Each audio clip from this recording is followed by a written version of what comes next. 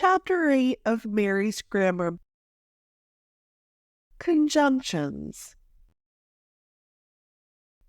Lesson 12.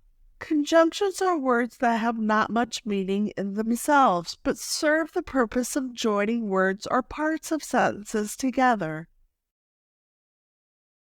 If I say, "Fetch me a pen and some writing paper," the sentence consists of two parts joined together by the little word "and."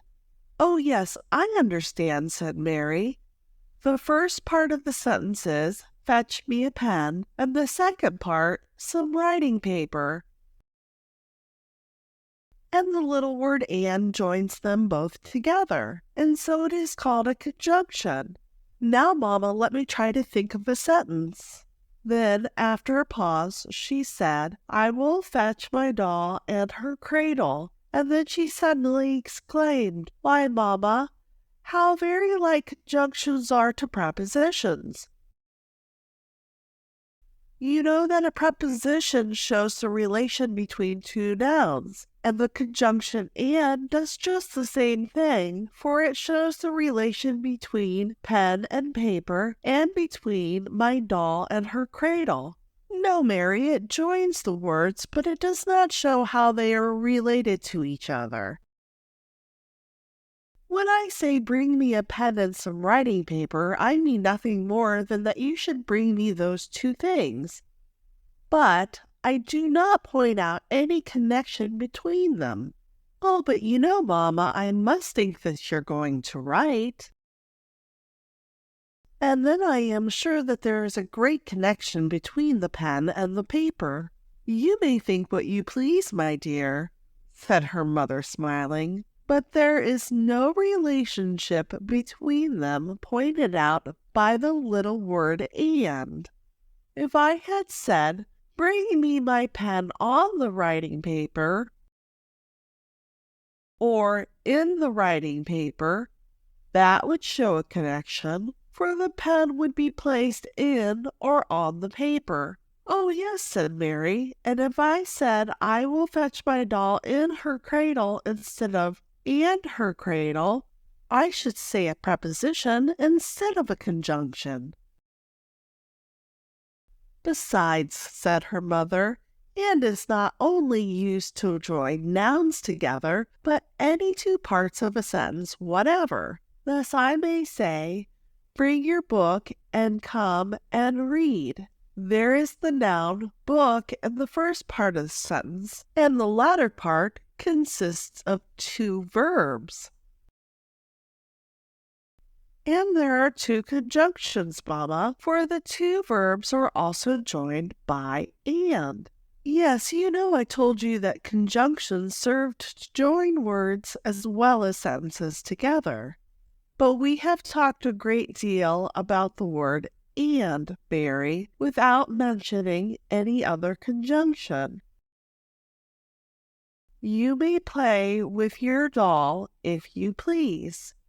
"Oh, yes, if" joins the two parts of the sentence quite as well as "and seems to have more meaning in it. "There are a great many more conjunctions," said her mother. "I will ride," or "I will walk." "I shall drive to Highgate, but not to Hampstead." "I will go with you, Mamma, if you will let me." I hope it is true and not merely playing at finding out conjunctions. "Well, my dear, tomorrow perhaps you may. But you may now think only of your lesson, for unless you are very attentive, you can go neither to Hampstead nor to Highgate." "What a number of conjunctions!" exclaimed Mary. "Observe," said her mother, "the change which different conjunctions make in the meaning of a sentence. If, instead of saying, 'I will give you an orange and an apple,' I should say, 'I will give you an orange or an apple,' Oh, but it's not the same thing at all, Mama. I like the conjunction and much the best. It has a great deal more meaning than I thought at first, for it joins the real apple and the orange together, as well as the words apple and orange, and then you give me both. Very true, Mary. Now, those conjunctions which join things or actions together are called copulative conjunctions, and those which disjoin them are called disjunctive conjunctions.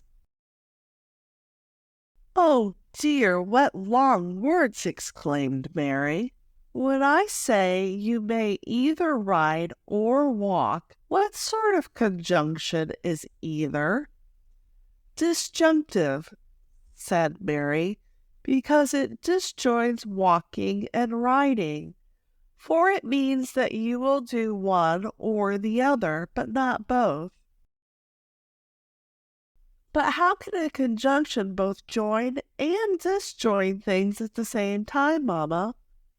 You must distinguish between things and words, replied her mother. A conjunction always joins the words or the parts of which the sentence is composed, but it does not always join the things or the actions the sentence talks about. Oh, yes, said Mary. It joins the two words walk and ride, but it does not join the two things walking and riding. I see you understand it, Mary, but you do not express it well. You should not say the two things, but the two actions, for you know that walking and riding are verbs, not nouns, and therefore cannot be things.